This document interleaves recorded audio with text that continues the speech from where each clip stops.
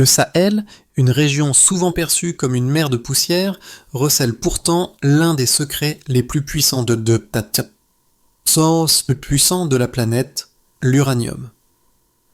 Pendant des décennies, ce minerai a quitté les terres africaines pour alimenter les réacteurs nucléaires européens, mais qu'en est-il des habitants de la région ? Pourquoi leur richesse en ressources naturelles n'a-t-elle pas apporté de prospérité ? Ibrahim Traoré, leader de l'Alliance des États du Sahel, met en lumière cette question cruciale. Est-il possible que la souveraineté de ces nations passe par la transformation de leurs propres ressources ? C'est une question à laquelle nous allons répondre. L'histoire du Sahel est celle de la richesse cachée sous une poussière brûlante, un paradoxe où l'abondance de ressources n'a pas égalé le bien-être des populations locales. Ibrahim Traoré et ses alliés ont proposé une vision différente, où l'uranium, au lieu d'être exporté sans valeur ajoutée, pourrait alimenter une révolution locale. Le Sahel est riche non seulement en uranium, mais en d'autres ressources stratégiques. Et il est grand temps que ces richesses profitent à ses habitants. Ce n'est pas une simple question de développement économique, mais de souveraineté, de justice et de dignité. Alors que les puissances mondiales, telles que la Chine et la Russie, s'intéressent de plus en plus à la région, la véritable question reste: qui doit contrôler cette richesse et en bénéficier ? Le défi est de taille. Les dirigeants du Sahel, soutenus par Ibrahim Traoré, entendent utiliser ces ressources non seulement pour améliorer la vie de leurs citoyens, mais aussi pour démontrer au monde que le Sahel peut être plus qu'un fournisseur, mais un acteur clé du XXIe siècle. Le Sahel, une région souvent considérée comme une terre aride et oubliée, cache sous ses dunes un pouvoir stratégique immense, l'uranium.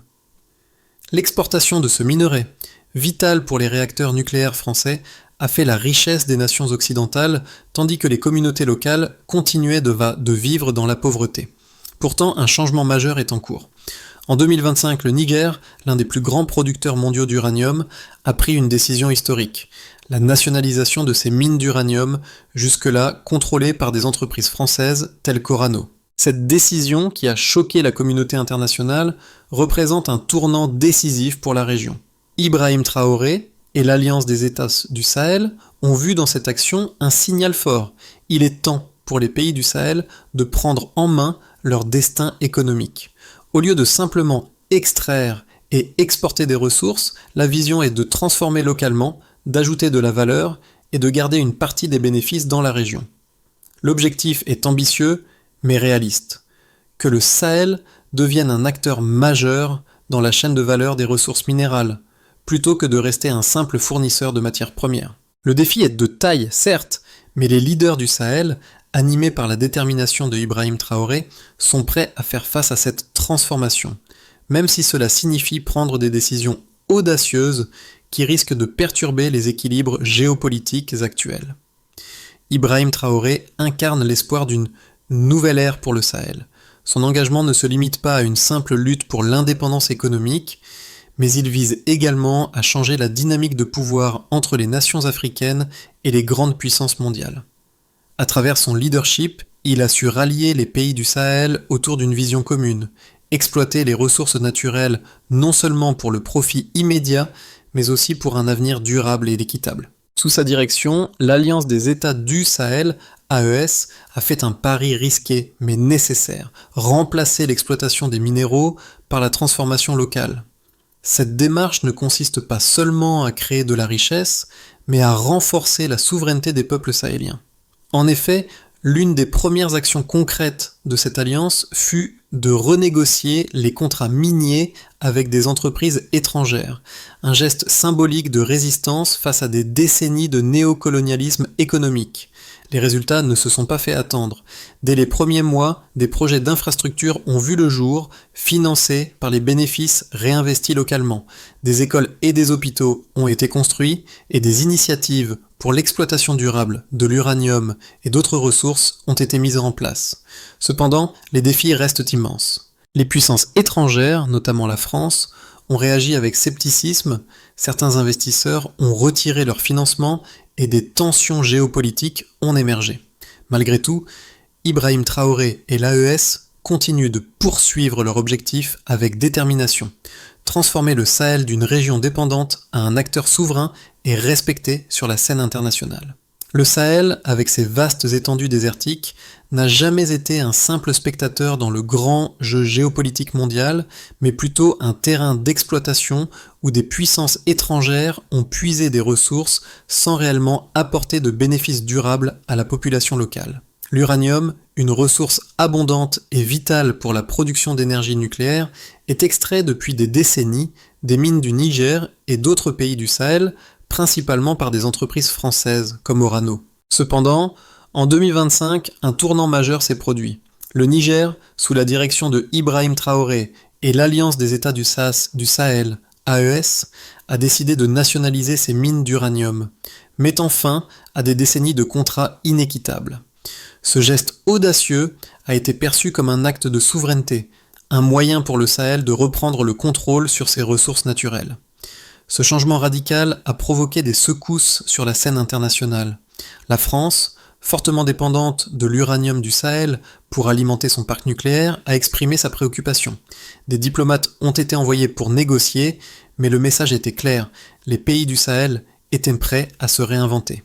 Dès l'annonce de la nationalisation, des actions concrètes ont été mises en place. Ibrahim Traoré a proposé un plan de développement basé sur la transformation locale des ressources, l'objectif étant de créer une chaîne de valeur intégrée où le minerai serait extrait, raffiné et transformé au sein du Sahel, apportant ainsi une réelle valeur ajoutée à la région. Cela a permis la création d'emplois locaux dans les secteurs de la transformation minière, des infrastructures et de la recherche. Des projets pour développer des réacteurs nucléaires à petite échelle ont été lancés avec la participation de partenaires russes et chinois, chacun cherchant à tirer parti de la situation pour sécuriser des contrats. Le Sahel, autrefois considéré comme une région périphérique, devient ainsi un acteur clé dans la transition énergétique mondiale. Les ambitions de Ibrahim Traoré et de l'AES ne se limitaient pas à l'exploitation minière, mais à un développement durable où l'uranium pourrait être utilisé pour alimenter l'industrie et la croissance de la région elle-même. Cependant, ce projet a attiré de nombreuses critiques, en particulier des anciens partenaires européens et des agences internationales. Les sanctions économiques ont été imposées et des rapports ont émergé sur les défis internes, des tensions sociales, des risques environnementaux et des obstacles à la mise en place des infrastructures nécessaires. Mais malgré ces difficultés, les pays du Sahel, guidés par Ibrahim Traoré, ont continué de se battre pour leur vision, un Sahel indépendant, où les ressources sont transformées localement et où la souveraineté est plus qu'un simple mot. Ce processus de transformation est désormais au cœur de l'avenir du Sahel, un avenir où les pays de la région espèrent non seulement surmonter la pauvreté, mais aussi s'imposer comme un acteur stratégique mondial dans le secteur énergétique. Passons maintenant à l'impact de la nationalisation des mines d'uranium au Sahel, dirigée par Ibrahim Traoré et l'Alliance des États du Sahel, AES, qui se mesure à travers plusieurs indicateurs clés illustrant le potentiel de transformation de la région. Dès les premiers mois suivant la prise de contrôle, des résultats significatifs ont été observés. Le Niger, avec ses réserves d'uranium parmi les plus importantes au monde, a vu sa production diminuer, passant de 2000 tonnes en 2002 à environ 1000 tonnes en 2023. Bien que cette réduction de la production soit initialement perçue comme un revers, elle a permis de renforcer le contrôle local sur la gestion des ressources en réponse aux préoccupations environnementales et sociales. La question qui se pose désormais est: cette réduction de la production a-t-elle été compensée par des gains ailleurs? La réponse réside dans les chiffres.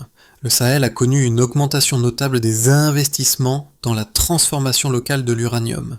Les nouveaux projets de raffinerie ont vu le jour avec des investissements atteignant 500 millions de dollars en 2024, un bond considérable par rapport aux années précédentes où la plupart des revenus étaient exportés sans ajout de valeur. Ces projets ont créé plus de 10 000 emplois directs dans la région, dont près de 4 000 dans les nouvelles raffineries et usines de transformation. Une avancée importante pour une région où le chômage est élevé. Un autre aspect quantifiable de ce changement est la hausse des recettes fiscales générées par l'industrie minière locale. En 2024, le Sahel a collecté 1,2 milliard de dollars de taxes sur les produits miniers, soit une augmentation de 30% par rapport à l'année précédente, grâce à la taxation des entreprises locales de transformation. Ces recettes ont été réinvesties dans des projets d'infrastructures, notamment la construction de routes, d'écoles et de centres de santé, contribuant ainsi à un développement durable à long terme. Toutefois, les défis demeurent. Les sanctions économiques imposées par des pays comme la France ont eu un impact direct sur les flux commerciaux. Les exportations d'uranium ont diminué de 15% en raison des restrictions imposées, ce qui a eu un effet dissuasif sur certains investisseurs internationaux. Cependant, la diversification des partenariats, avec la Russie et la Chine notamment, a permis d'atténuer l'impact de ces sanctions. Le Sahel est parvenu à négocier des accords avec ces pays pour garantir l'accès aux technologies nucléaires et énergétiques avancées, renforçant ainsi ses capacités locales en matière de recherche et de développement. Les prévisions pour les prochaines années sont également positives.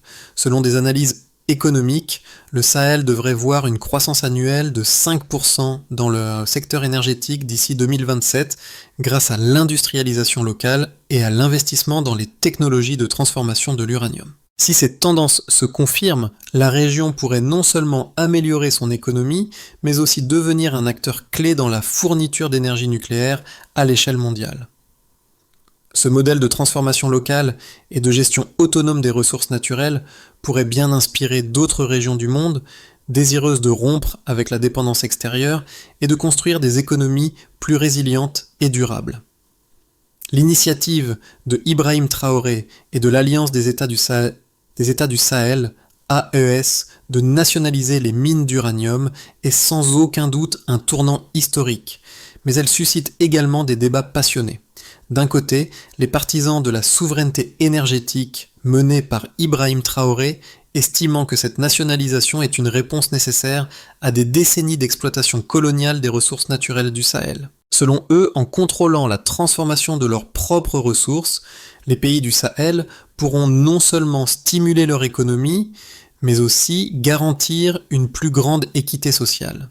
Ils font valoir que ce modèle peut devenir un exemple de réussite pour d'autres nations africaines riches en ressources naturelles, mais qui peinent à en tirer pleinement profit. De l'autre côté, les critiques de cette politique affirment que la nationalisation des mines, bien qu'idéale sur le papier, présente de nombreux risques. Les experts économiques, souvent soutenus par des gouvernements occidentaux, estiment que la perte d'accès au marché international de l'uranium pourrait avoir des conséquences désastreuses pour l'économie du Sahel.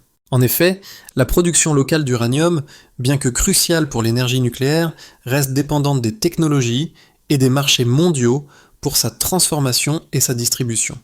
Sans les partenariats internationaux, la région pourrait se retrouver isolée, avec des coûts de production plus élevés et des infrastructures insuffisantes pour rivaliser avec d'autres acteurs majeurs du secteur énergétique mondial tels que le Canada ou l'Australie. Cependant, Ibrahim Traoré et l'AES parviennent à contrer ces critiques en argumentant que la diversification des partenariats, notamment avec la Russie et la Chine, offre une alternative viable à l'influence occidentale. De plus, la mise en place de stratégies de transformation locale des ressources permettrait de renforcer l'autonomie économique et politique des pays du Sahel, limitant leur dépendance à l'égard des puissances étrangères. En investissant dans les capacités locales de recherche et de développement, le Sahel pourrait non seulement transformer ses ressources minérales, mais aussi créer des emplois durables et améliorer la qualité de vie des citoyens. En fin de compte, bien que le modèle proposé par Ibrahim Traoré ne soit pas sans défi, il repose sur une vision de long terme où la souveraineté et l'autosuffisance sont des moteurs essentiels de développement, permettant au Sahel de s'imposer sur la scène mondiale sans sacrifier ses ressources à des intérêts extérieurs. Mais alors que le Sahel entre dans une nouvelle phase de transformation, une vérité fondamentale commence à émerger. La souveraineté énergétique ne se limite pas à la simple gestion des ressources naturelles, elle inclut aussi la capacité de maîtriser les technologies nécessaires à leur exploitation. Ibrahim Traoré et l'Alliance des États du Sahel ne cherchent pas seulement à gérer l'uranium, mais à créer des infrastructures locales de transformation allant de la production d'énergie à l'innovation dans le domaine de la physique nucléaire. Le véritable défi réside dans la mise en place de réacteurs nucléaires à petite échelle et dans la création de centres de recherche et de raffineries qui permettront à la région de traiter ses ressources en interne. Cet aspect du projet, longtemps ignoré par les critiques, révèle un autre aspect de la souveraineté, la capacité de la région à développer ses propres solutions aux problèmes énergétiques mondiaux. Plutôt que de se contenter de vendre des matières premières, le Sahel envisage de devenir un acteur clé dans la chaîne de valeur énergétique mondiale, capable de rivaliser avec les plus grandes puissances nucléaires. Le Sahel ne veut plus être une simple ressource, mais une source d'innovation. Les conséquences de la nationalisation des mines d'uranium au Sahel, sous l'impulsion de Ibrahim Traoré et de l'Alliance des États du Sahel, AES, se font sentir à plusieurs niveaux. À court terme, le Sahel connaît une période d'instabilité économique. La réduction de la production d'uranium a engendré des perturbations sur les marchés internationaux affectant les revenus des États sahéliens. Les grandes entreprises occidentales, qui avaient longtemps dominé le secteur, ont retiré leurs investissements, citant les risques politiques et économiques. Ce retrait a entraîné une baisse de la production, réduisant ainsi les exportations et les flux financiers vers la région. Cependant, cette transition vers la nationalisation ne s'est pas faite sans plan. Les pays du Sahel ont mis en place des projets d'infrastructures financés par les revenus réinvestis dans l'industrie locale.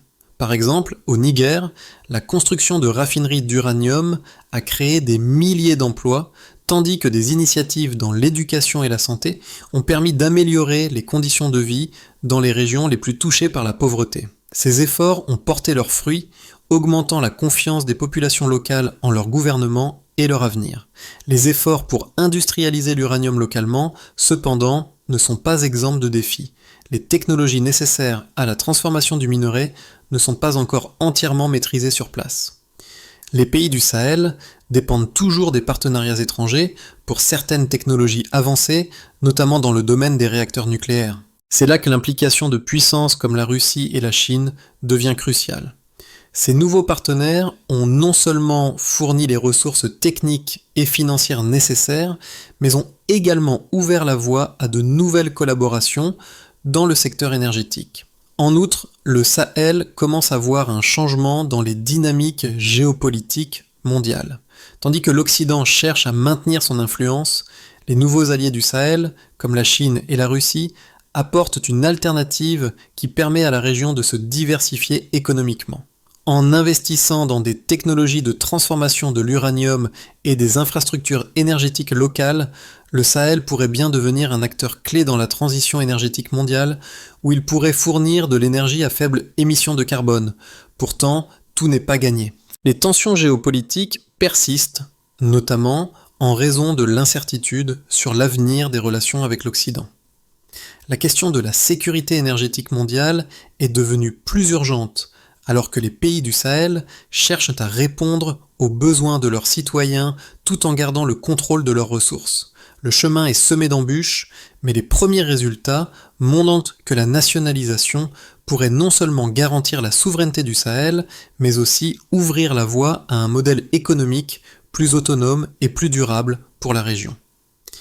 À l'horizon des 6 à 12 prochains mois, le Sahel pourrait se retrouver à un carrefour critique de son développement économique, influencé par les décisions prises aujourd'hui par Ibrahim Traoré et l'Alliance des États du Sahel. 3 scénarios se dessinent pour l'avenir immédiat de la région, chacun avec ses avantages et ses défis.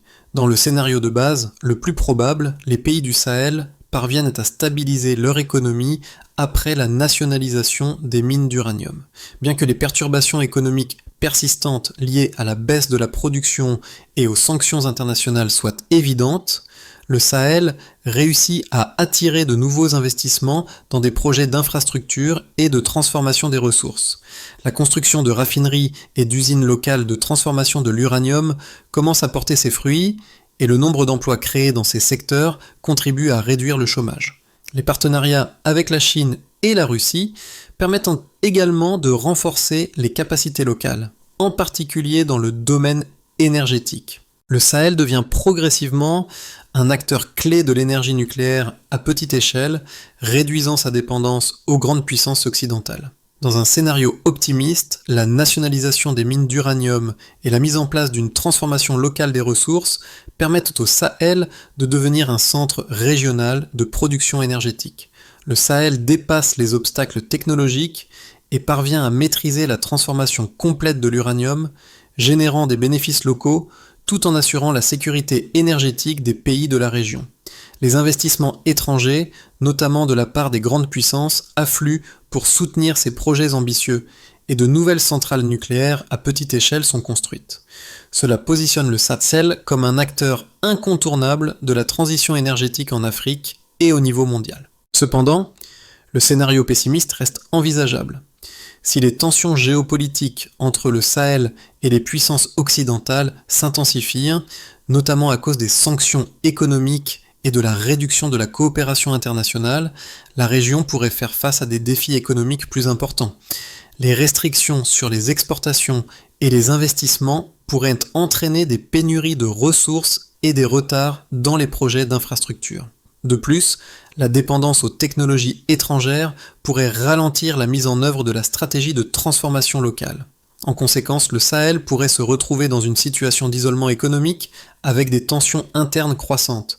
Alors que le Sahel se dirige vers un avenir incertain, les répercussions de ces changements affectent bien plus que les gouvernements et les grandes entreprises. Elles ont un impact direct sur la vie des habitants de la région qui depuis trop longtemps ont été les témoins passifs de l'exploitation de leurs ressources naturelles.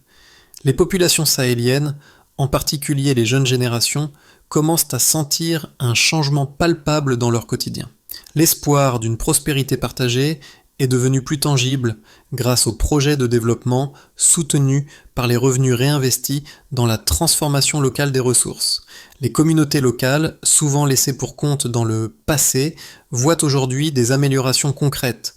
Des infrastructures de base sont en construction, des écoles et des hôpitaux ouvrent leurs portes et des emplois sont créés dans les secteurs de l'énergie et de la transformation minière. Mais plus encore, le changement est psychologique. Les habitants du Sahel ne sont plus simplement des témoins de l'exploitation de leurs terres, ils en deviennent les acteurs principaux.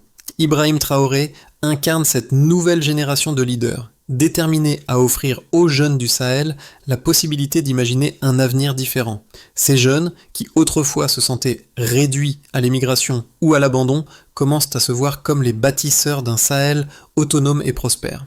Les pays du Sahel ne se contentent pas de rêver d'un avenir meilleur, ils prennent les rênes de leur destin. En engageant les populations locales dans des projets de transformation et d'innovation, ils leur permettent de participer activement à la construction de la région. Ce processus, bien que complexe, montre que le Sahel est sur le point de passer d'une région perçue comme un fardeau à un modèle de développement autonome, où la dignité, la souveraineté et l'innovation sont les pierres angulaires. Pour concrétiser la vision d'un Sahel souverain et prospère, il est essentiel d'adopter une approche stratégique et progressive qui mette en place des solutions à la fois immédiates et durables. Voici un aperçu du parcours à suivre pour y parvenir. La première étape consiste à renforcer les infrastructures locales en établissant les fondations nécessaires à une transformation économique. Cela inclut la construction de raffineries d'uranium et d'usines de transformation locale. Ces projets, financés par les revenus réinvestis dans l'économie locale, permettront de créer des milliers d'emplois directs et indirects dans la région. Ces infrastructures ne se limitent pas à la transformation minière, mais incluent également des réseaux de transport, d'éducation et de santé qui soutiendront à long terme le développement de la région. Il faut aussi renforcer la coopération avec des partenaires stratégiques. Bien que le Sahel cherche à se libérer de sa dépendance à l'égard des anciennes puissances coloniales, la diversification des partenariats reste cruciale. Les pays du Sahel doivent continuer à travailler avec des puissances comme la Chine et la Russie pour accéder à des technologies de pointe, notamment dans le domaine nucléaire. Cette coopération permettra non seulement de renforcer les capacités locales, mais aussi de sécuriser les technologies nécessaires à la transformation de l'uranium et à la production d'énergie.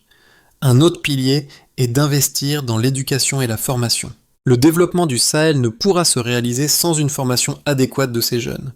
Il est essentiel d'investir massivement dans l'éducation et la formation professionnelle, notamment dans les domaines de la science, de la technologie et de l'ingénierie. Les jeunes ingénieurs sahéliens doivent être formés pour prendre en charge la gestion des mines, le raffinage de l'uranium et la gestion des infrastructures énergétiques, assurant ainsi une autonomie à long terme. Enfin, il faut promouvoir une gouvernance transparente et équitable. Pour que la souveraineté du Sahel soit réellement effective, les gouvernements doivent garantir une gestion transparente et équitable des ressources naturelles. Cela inclut des réformes juridiques et fiscales qui assurent que les bénéfices de la nationalisation des ressources profitent véritablement à tous les citoyens, et non à une élite restreinte. Le Sahel, longtemps considéré comme une région condamnée à l'exploitation et à la pauvreté, est en train de se réinventer. À travers la vision de Ibrahim Traoré et de l'Alliance des États du Sahel, une nouvelle ère s'ouvre, marquée par l'autosuffisance et la souveraineté. Ce n'est plus un simple retour aux ressources naturelles, il s'agit de transformer ces richesses en pouvoir, en dignité et en opportunité. Le désert, loin d'être une malédiction, devient une source d'énergie, de savoir-faire et de résilience. Comme l'uranium, une fois extrait du sable, le Sahel se transforme de l'intérieur. Les jeunes générations, autrefois contraintes de fuir leur terre natale, deviennent désormais les architectes de leur avenir. Les défis sont immenses, mais chaque pas vers l'autonomie renforce l'espoir. Dans les rues de Bamako, Ouagadougou et Niamey, un sentiment de fierté grandit. Le Sahel, à travers la transformation de ses ressources, affirme sa place dans le monde moderne. Et peut-être que dans quelques années, l'histoire de l'uranium du Sahel ne sera plus celle d'une région exploitée, mais celle d'un continent prêt à écrire son propre avenir. L'histoire du Sahel, guidée par la vision de Ibrahim Traoré et de l'Alliance des États du Sahel, est bien plus qu'un récit de transformation économique. C'est un appel à l'action, une invitation à repenser la manière dont nous abordons les ressources naturelles et le développement. Le Sahel, une terre de défis, devient un symbole de la souveraineté retrouvée et de l'autosuffisance. Mais cette transformation ne peut se réaliser sans la solidarité mondiale. Alors que la région se bat pour son avenir, nous, en tant qu'individus et nations, avons aussi un rôle à jouer. Il est temps d'abandonner les anciennes façons de penser et d'agir ensemble pour soutenir des modèles de développement plus équitables et durables. Le Sahel ne demande pas de charité, mais de partenariat. Il ne demande pas d'aide, mais de respect et de collaboration. Si le Sahel peut transformer ses ressources, pourquoi ne pourrions-nous pas tous transformer nos pratiques pour un avenir commun ? Partageons cette vision, ce rêve de souveraineté, et travaillons ensemble pour un monde où la dignité et la prospérité sont accessibles à tous. Tout